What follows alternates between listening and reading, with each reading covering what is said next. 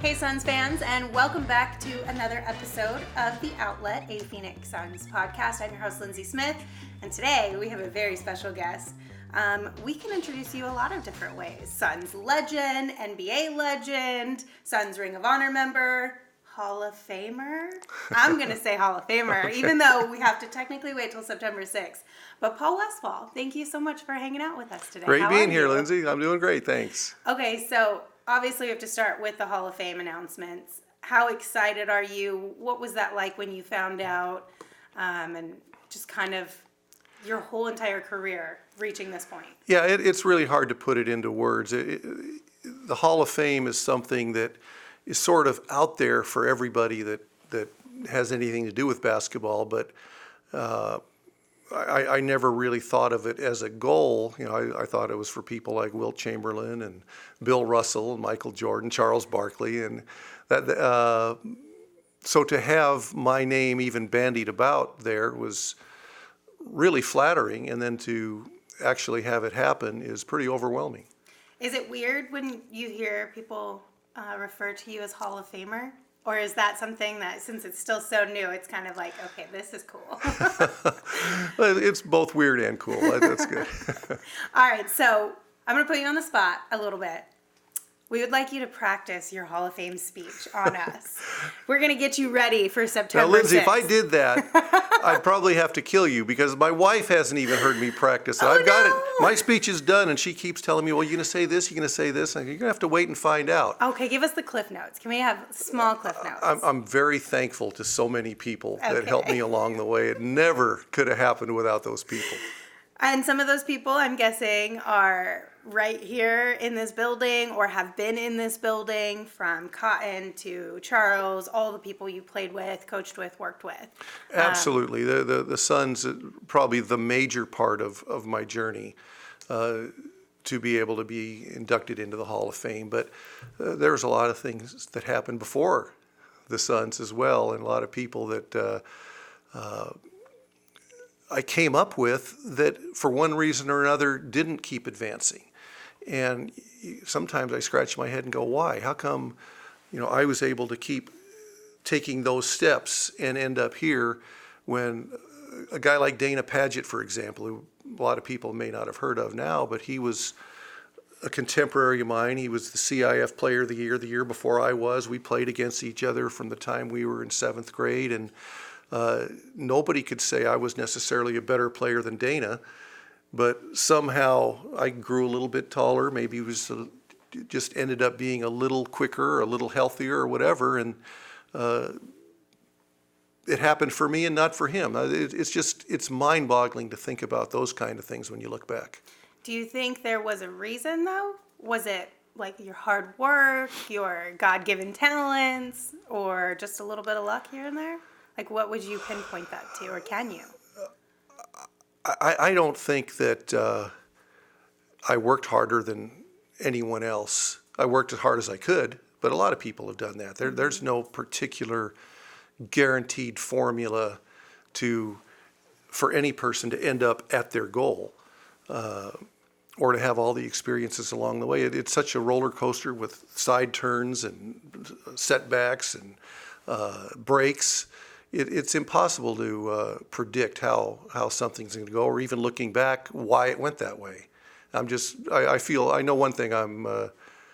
There's a song, greatly blessed, highly favored, imperfect, but forgiven child of God.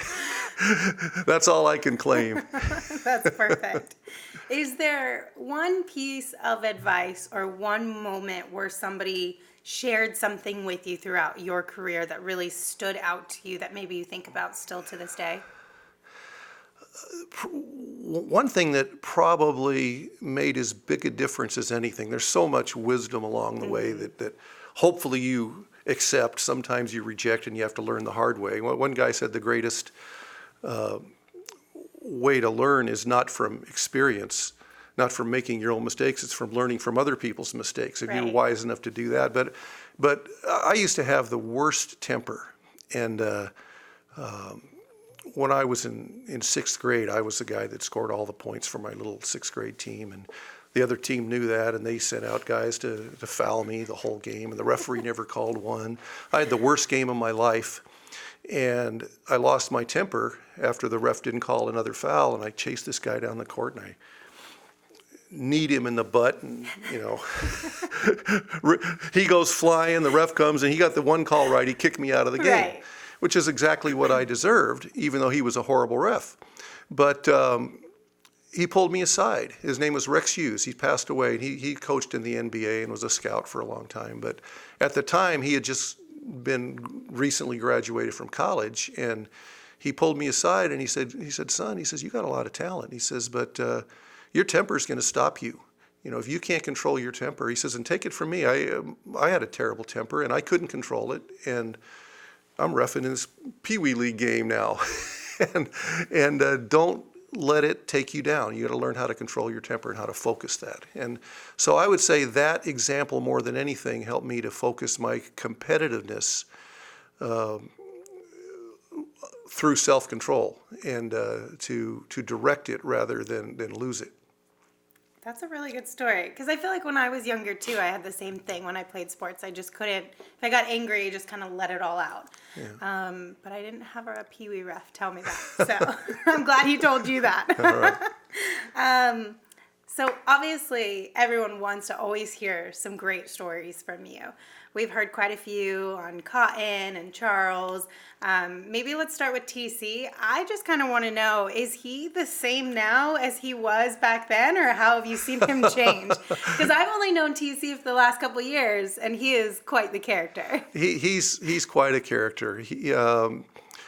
Tom loved playing basketball. He loved competing, and wasn't afraid to just let it all hang out, and then whatever happens. But he was gonna go to war out there on the court, and he was one of the most pleasurable guys to coach and to be around.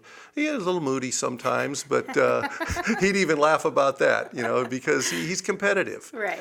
And I think that everybody that really gets to know Tom just loves the guy because of that competitiveness, and he's not afraid to say what he thinks, and then take whatever comes after that. Yeah, so for sure. he's somebody that has always meant a lot to me. And you've been on the broadcast with Tom and TC, both Right. both Toms. Both times. Quite a bit this last season. How was that experience? That's so fun. I've lived in a lot of places and seen a lot of TV broadcasters. Well, you did a little bit too, Oh, right? I did some. Yeah, for a year, I was both the Lakers and Clippers, doing what Tom and what Tom Chambers is doing with. It was actually Bill McDonald, who's the Lakers play-by-play guy now. But so I did Lakers, Clippers, SC, UCLA for 1 year, and I'll tell you, Tom are, and then Eddie and K Ray, you're part of the crew too. It's as good as any. It's as good as any crew there is. And then throw Al McCoy in there. Forget about it. The Suns are really blessed to have fantastic media people. Well, thanks. Absolutely. On behalf of all of them, I'll say thank you. All right. Which one has been the hardest job that you've had? Player, coach, or play-by-play? Or not play-by-play, color? Oh, the hardest by far is coaching. And it's only difficult when you don't have a good team. When you have some of the teams we had here in Phoenix, it's like, I get to go to work and do this. It's just like, and they're paying me too. This is the best job ever. Good basketball. Yeah, but some years in other places, you wake up and you go, there's got to be something better than this. It's just.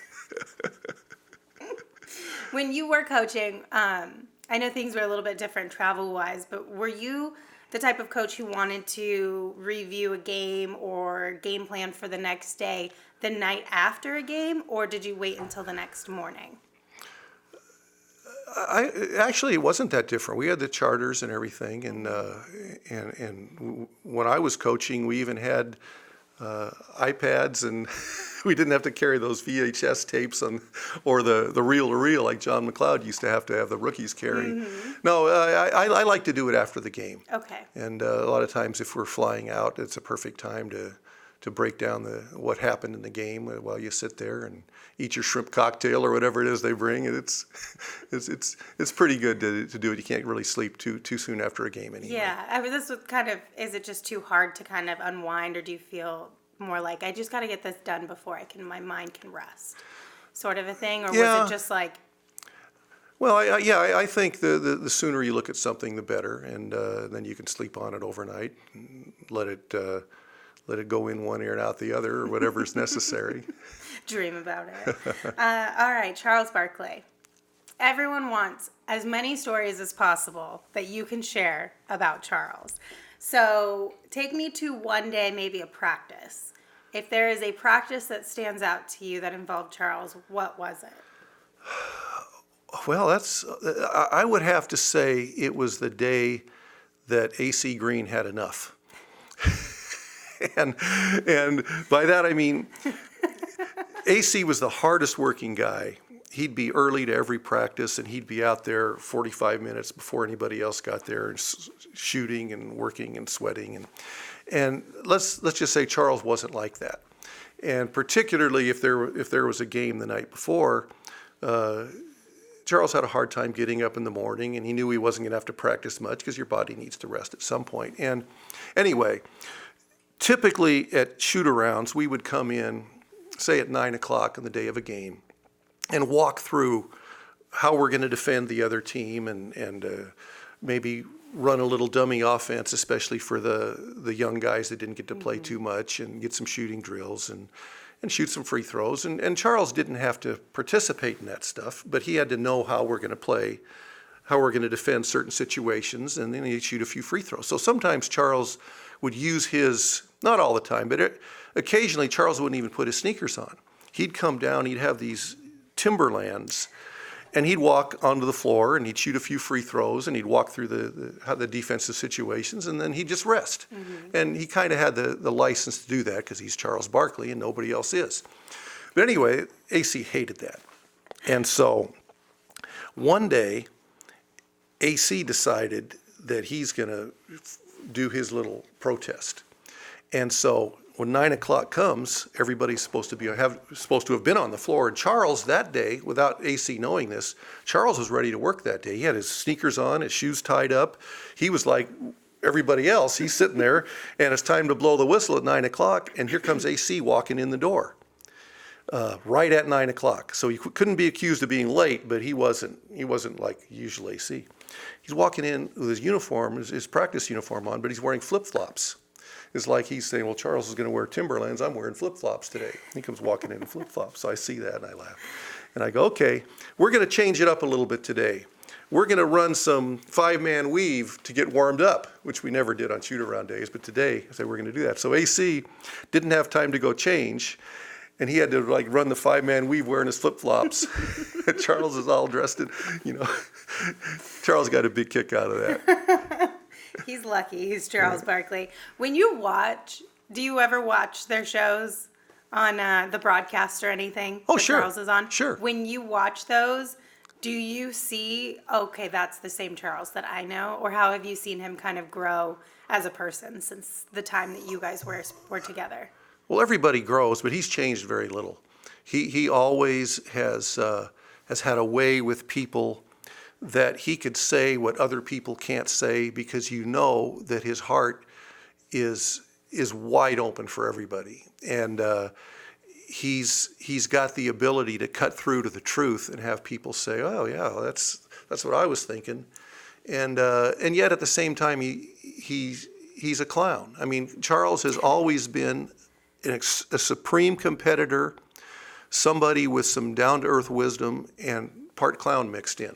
And as long as you understand, he needs the laughs, mm-hmm. He needs to be taken seriously, and he needs for everybody to just take a step back and relax a little bit, and everything will be fine as long as you understand that about Charles. And he's the same guy. He just has fun. He really wants the best for everybody, and he wants to cut through all the people being offended by everything and shocked. Just relax is what he wants to say. If you're a tobacco user and you've been trying to quit, don't wait until New Year's to start a whole nother resolution. Start now. Our friends at ashline.org are here to help, so visit the website for more information. So obviously Charles is a character, and I'm sure one of the more bigger characters that you've had the opportunity of coaching or playing with. But Sure. if you had to pick another player who's on the same level with Charles, whether you were coaching or playing next to, who would it be? Same level. Or is that even a thing? Well, Charles on his own level. no, I mean, I think I understand what you're getting at. There have been a lot of really significant people that I've either played with or been a part of coaching. And, some of the giants in basketball history, really, whether you say John Wooden or Red Auerbach, or people that I've got to know pretty well, pretty closely. John Havlicek was the star of the Celtics when I was drafted by the Celtics. He just passed away. Was one of the, by far, greatest pros I've ever been around. Just a great teammate, a great player, a great example, the perfect person to learn from when you come into the NBA. And then a player who had a lot of those characteristics locally is Dan Marley. Mm-hmm. Just a dream. I was never his teammate, but we were part of drafting him and then being able to coach him as assistant and a head coach. Everybody respects him. Everybody that played with him, played against him, watched him play, and for good reason. So when you start talking about people that are up there as really what you want basketball players to be all about, I think you got to put Dan right up there with all of them. I'm with you on that one. I love whenever Dan comes around. He's such a great guy. And then obviously doing great work over at GCU too, which is always good to see. Okay, so I heard that you were one of Nike's first athletes. Tell me about that experience and what it was like, because they were a pretty newer company at the time, right? Nobody'd ever heard of them. It had to be 76. And we were in I was playing for the Suns, and we were in the Western Conference Finals against the Golden State Warriors. And we ended up upsetting them, Rick Barry and those guys. We upset them. But while the series was going on, we were coming back in the bus from a practice. And Alvin Adams says to me, there's this guy from this shoe company called Nike, I don't know what they are. So this guy, they have some shoes, and they say they'll make them to fit our feet, and we'll get free shoes, all we want, and they'll give us $1,000 if we wear them. He says, the guy I met him, he's over in this room, this is the motel we're staying at in Oakland. He says, and he got some shoes in the trunk of his car. He says he wants us to go over there and he'll tell us about it and measure our feet. And I go, sure. Why not? So that was the first time I ever heard the word Nike. Okay. And I think Alvin mispronounced it. And anyway, that was the deal. Nobody, in the NBA, you probably got free shoes, but you didn't get too many.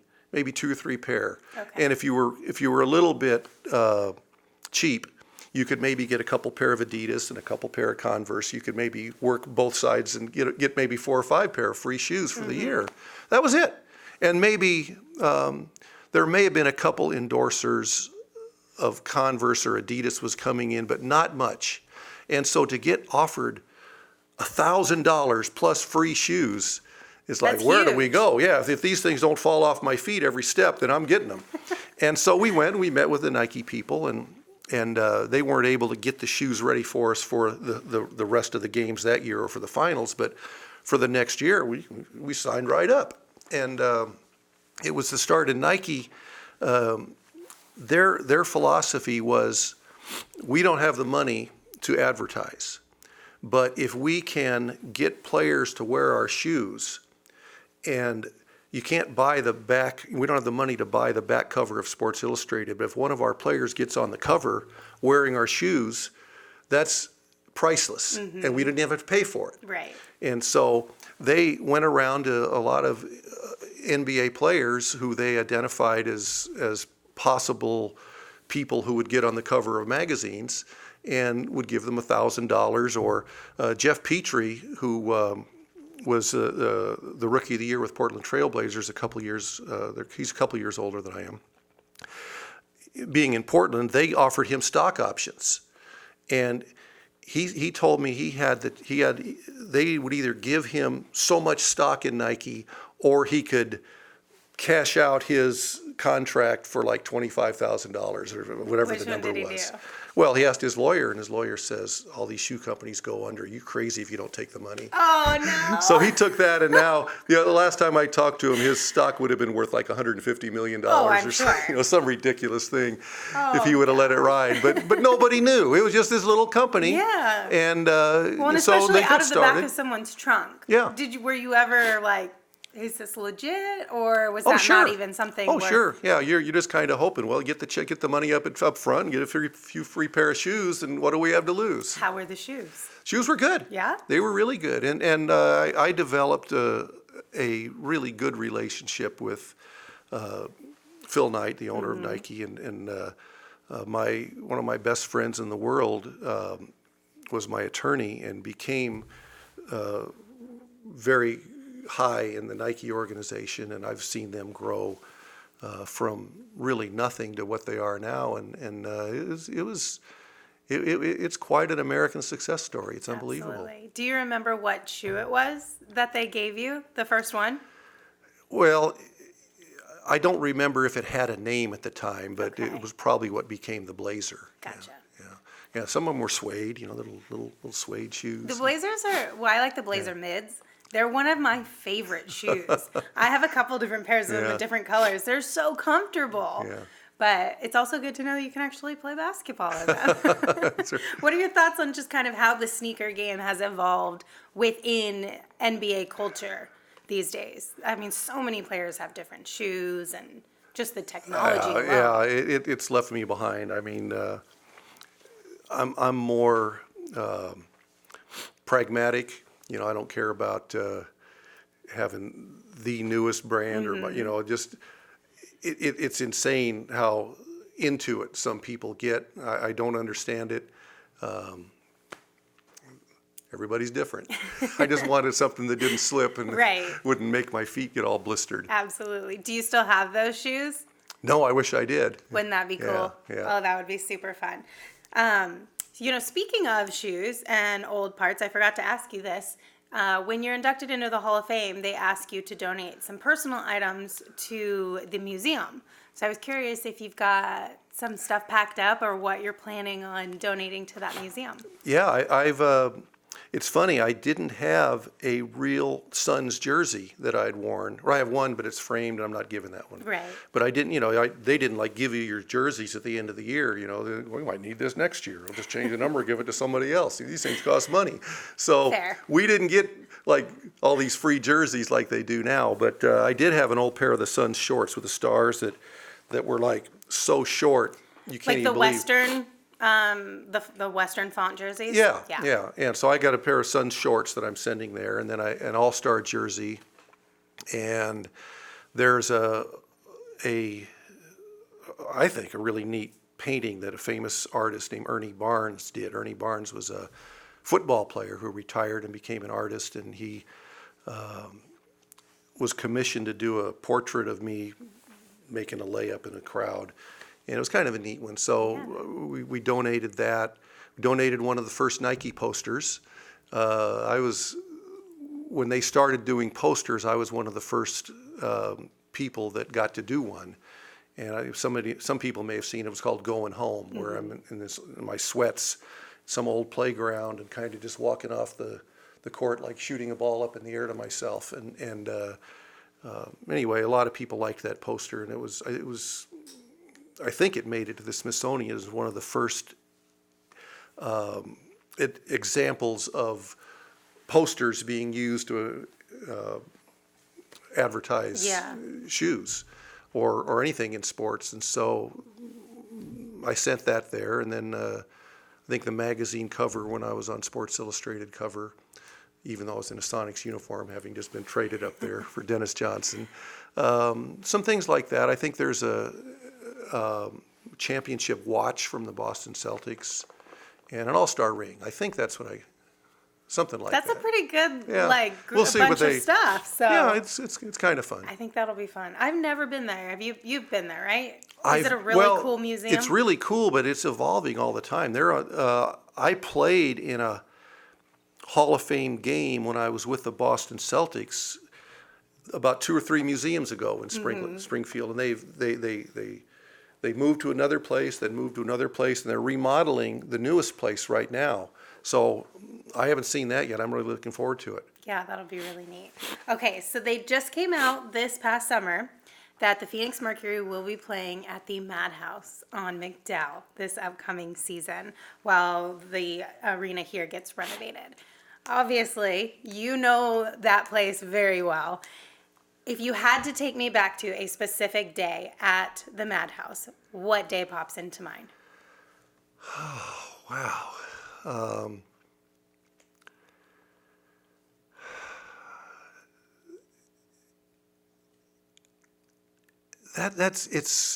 There's so many memories there. It's really hard to pick any one out. I just think of how simple it was. You know, you just pull up and you park. Excuse me, right there. You just walk a couple steps and you're in this place, and the little locker room's over there, and it's none of it. Nothing was special, but it was special that it was just in this neighborhood. It's in the neighborhood, and then you got NBA basketball right there, and it was loud. And you know, I could think about specific games but that wouldn't do it. It's just that it was the Wild West of the NBA, of basketball. Phoenix was the Wild West outpost of the NBA, and it was just really fun to be a part of it all. Very cool. So we are renovating up soon. This arena is getting a facelift. Yep. You were here on the very first year that this arena opened for Suns basketball. What are you most looking forward to in terms of seeing how this place will kind of transform? Well, whatever renovations are necessary, that's inevitable with buildings. And so what I'm just glad that they're still going to be playing here. The Boston Garden was a pit. It was run down, but I hate that it's not still there. Right. I hate that they couldn't find a way to keep playing games in the Boston Garden. You know, they're still playing games in Madison Square Garden. I hate that they had to tear down Chicago Stadium, even though the new place they tried to make it is. I just like the old places. And this is a place that has a lot of great memories, not only for me and the people that played here, but for the city of Phoenix in general. And I think that it's wonderful that they have a plan to keep the Suns playing here. Absolutely. I'm really excited. I think it's going to be so much fun just to see all of the innovation that has come in the last few years for sporting facilities. Yeah. So I know this topic is a little bit redundant. It's been talked about a lot, but I want your take on it. The greatest of all time debate. If you had to pick who the GOAT is, who would your choice be? Well, I will answer that, but I think that comparing eras makes it impossible because the game changes, rules change, and it's a different game now with a three-point line. They allow different things. Like Steve Nash, as great as he was, could not have been the MVP of the league twice if he would have played in the era before the shot clock. Listen, if you've been trying to quit tobacco, but you need just a little extra motivation, here's 2 things I got for you. 1, think about all the money you can save. 2, think about all the resources and all the help you can get simply by going to ashline.org. We want you to stop smoking. You can only say who was the best of their era. The best of the guy who dominated basketball was Bill Russell. In my opinion, because he won 11 out of 13 championships, you can't take him out of the discussion. Mm-hmm. You can't take Michael Jordan out of the discussion because of his 6 championships, and nobody could do anything with him in his era that he couldn't top eventually. And then when you talk about LeBron James in this era, he's been extremely special. But the game is different than it was in Michael Jordan's era, different than Bill Russell's era. And so for me to answer that, all I can say is I would say those 3 were the best of their particular eras, and I think it's pretty hard to debate any of those. That's a good answer. I like it. I'm glad I asked you that. Okay, so your wife runs a Facebook page for you, right? Right. And occasionally you're on there too. She does a phenomenal job, by the way. I love following the page. That's so nice. Guys, if you're not following, it's just Paul Westphal on Facebook. It's really easy to find. But she said on there a couple years ago that she is officially married to a diehard Suns fan. And I think it's a little bit different because obviously when you're playing and you're coaching, yes, you are a fan, but from a completely different perspective than watching games from the stands or at home on TV. So now that you are a diehard Suns fan, what are you most looking forward to this upcoming season with all the new faces and coaches that this organization has been able to pick up this offseason? Well, first of all, the reason that I'm a Suns fan, it isn't even as much of the fact that I played here and coached here. It's that I've lived in the Valley by choice most of my adult life. I mean, there have been times I had to move for various jobs, and we've come back to live here now. And it's the shared experience because I've seen what happens to this valley when the Suns catch fire. Yes. And there have probably been, out of the 50-year history of the Suns in the valley, there's probably been 5 times where they've put this town and this state in a different place.